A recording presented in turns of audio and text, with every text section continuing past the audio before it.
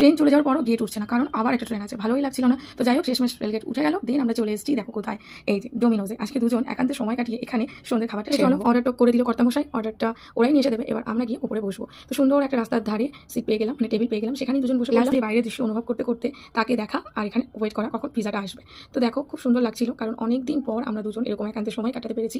আর চলে এসেছে বলতে বলতে পিজা। ভিডিওটা দেখতে দেখতে তোমরা কমেন্টস করে বলো কার কার পিজা খেতে ভালো লাগে। সত্যি কথা বলতে আমার কিন্তু একদম ভালো লাগে। কর্তামশাইয়ের ইচ্ছা হয়েছিল পিজা খাওয়ার, তাই আমি আর আমার ইচ্ছাটা প্রকাশ করিনি, কারণ আমি বললাম তুমি যেটা খাবে সেটাই। দেখো এই পিজাটা কিন্তু রিয়েলি দারুণ ছিল। তো চলো খাই আগে তারপরে বলি। খাওয়ার আগে তোমরা যদি ভেবে নাও যে আমি রিভিউ দিয়ে দিলাম তাহলে আর কি হলো। আর হ্যাঁ, ডোমিনোজের রিভিউ দেওয়ার প্রয়োজন হয় না, কারণ এমনিতে অনেক টেস্টি হয়। তো দেখো বর্মশাই এখন বাইট নিচ্ছে আর বলছে হ্যাঁ ভালো, তুমিও খেতে পারো।